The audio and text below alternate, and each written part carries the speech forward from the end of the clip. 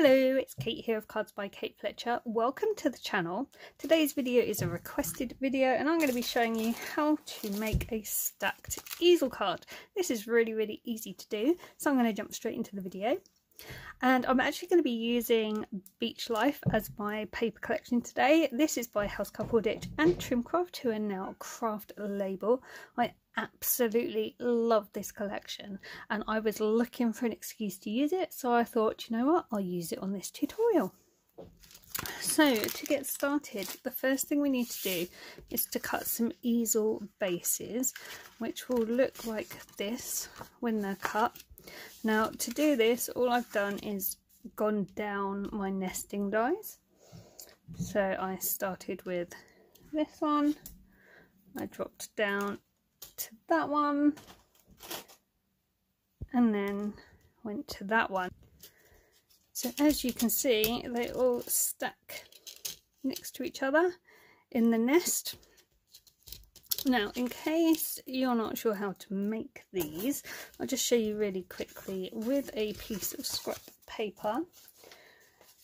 So you get your A4 piece of paper and fold it in half, and then you grab the die you want to use, and having the opening at the top, put your nesting die on your cardstock with a little bit of clearance between the die and the folded edge, so it's overhanging, and then you run it through the die cut machine and that will give you this.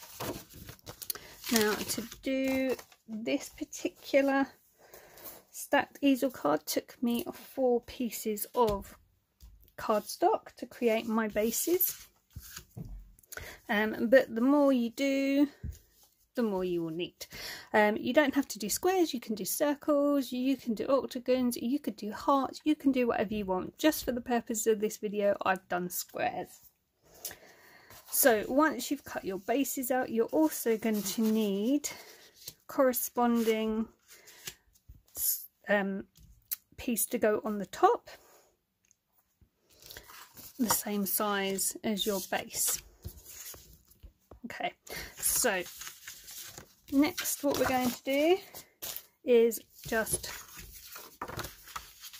fold these in half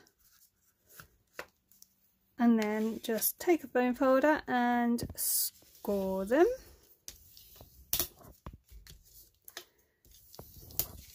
Like so.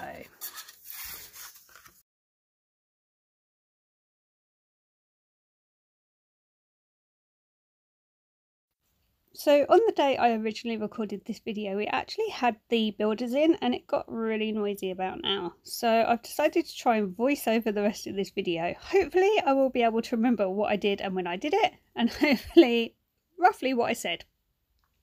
So the next step is to adhere DSP onto these separate square panels. Now to work out the size of my DSP, all I've done is to grab my nesting dies and I got rid of that biggest one, and then I brought in the next smallest from the set. So as you can see, this then gave me the right sizes for my DSP. Nice and simple. So I'm going to be using my Anita's tacky glue to adhere these onto those separate squares.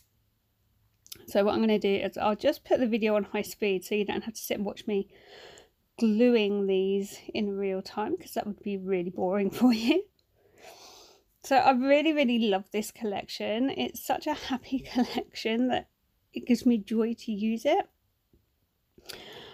The next thing I'm going to do is grab the smallest base for the easels, and I'm going to stick a little bit of DSP on the bottom there. Now I only did it on this one because this one becomes my card front, but again I've used the nesting dies to cut out that DSP. It's actually the same size as the flag one there.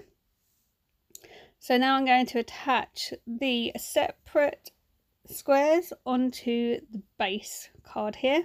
So I'm only going to put glue from the fold line down.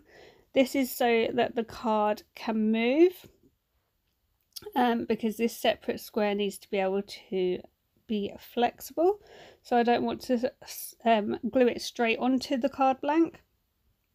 And as you can see here, I'm just making sure it's all lined up, no glues escaping, and just making sure I'm really happy with the position.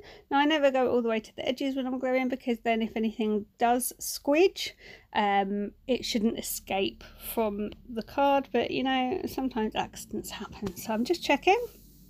And as you can see, that will then fold flat as well as stand up. So again, we'll just put the video on high speed while I do the other two pieces, so you don't have to watch that in real time. And the next thing I'm going to do is to get my topper ready for the front of the card.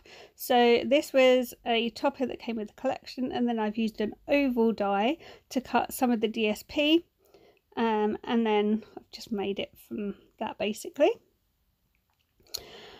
So to assemble the card, we're going to use each of the card bases to hold the next one up.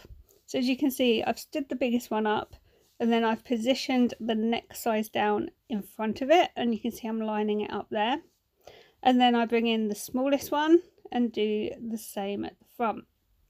So it's entirely up to you how upright you have it and how much distance you leave on your base for gluing.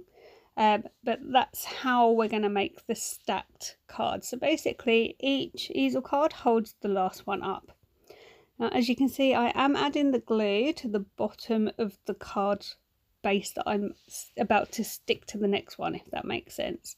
So I haven't put anything on the card base with the lifesaver rings. I have put glue on the bottom of the buckets, and then I've put glue on the bottom of this one with the flags.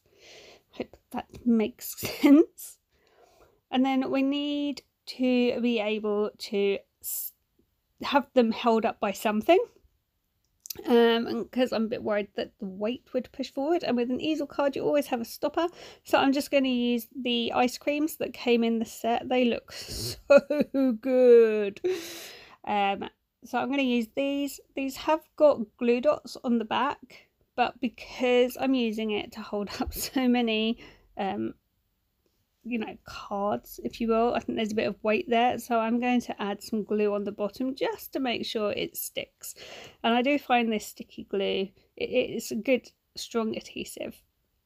And then I've put my topper on the front, and you can see it all folds down on top of each other. So the sentiment I'm going to use is from the collection as well. I really like the bright colours of this, so I've just gone for a pink one. And then as you can see, it will all stand up behind those ice creams, and it's so cute. So this is the finished card. I am really chuffed with how this came out. If I was going to change anything, I would probably have added another layer to this and had gold mirror card between the DSP and the card base. But it's entirely up to you how you do yours. So I hope you've enjoyed this video. I hope you're going to give it a go, and I hope this video has made sense. Thank you so much for watching today. I'll be back soon with more videos. So until then, take care.